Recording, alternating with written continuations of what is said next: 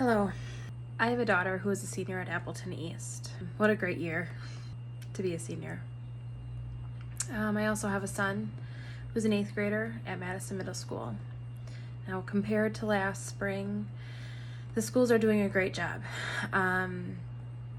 Although not ideal and still not the full education that they deserve, the teachers are really doing everything they can. My kids, they'll be fine with the learning environment that they are in this year. They live in a safe home. They have parents that love and support them. But what about the children that don't have that? This is about our children, our future. Their mental health is suffering. It breaks my heart to see them. The depression from not being able to see their friends.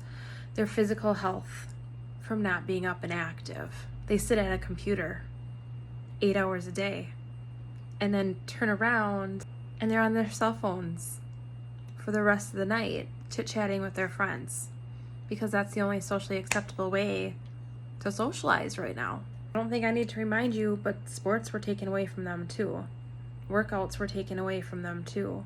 The arts kids, and drama and band and choir and orchestra, all taken away. We know this is a terribly hard decision. We know that COVID is real.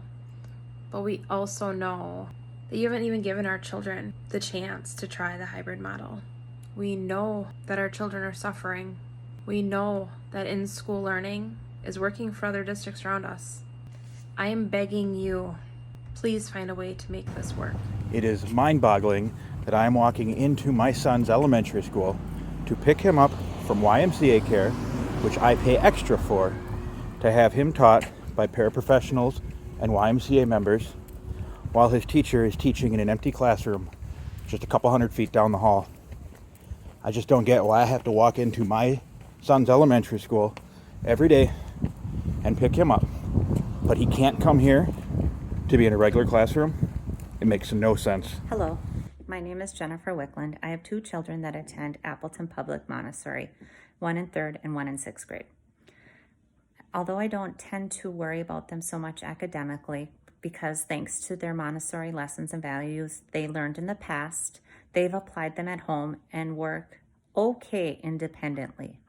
But what I do worry about, and it weighs heavy on my heart, is their mental health.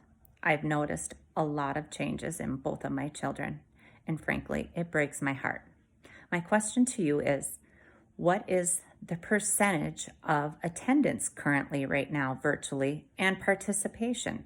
I noticed on an Excel spreadsheet that the 4th quarter of the 2019-2020 year is also left blank.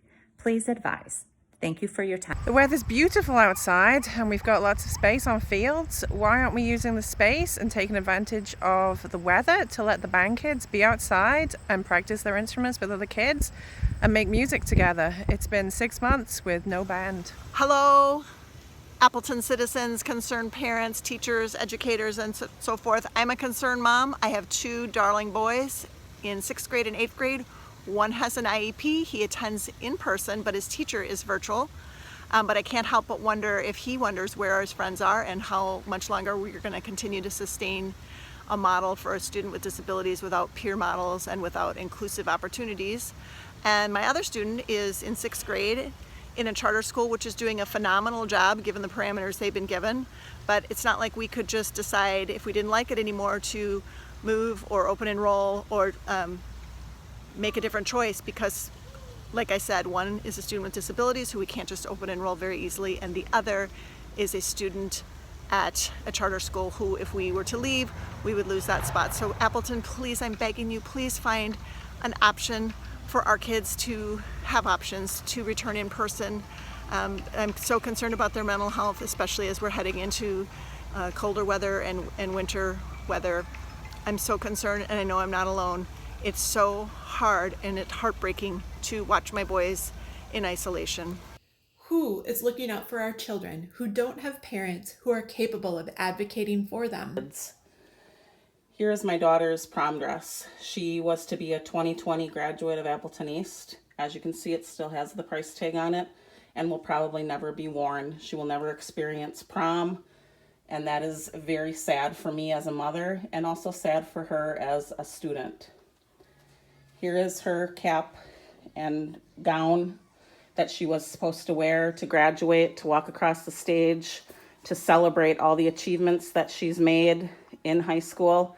She also didn't get to do that. Yes, they did a virtual ceremony, but it will never be the same. I hope that someday she doesn't look back on this and feel a ton of regret because she didn't get to walk the stage with her classmates.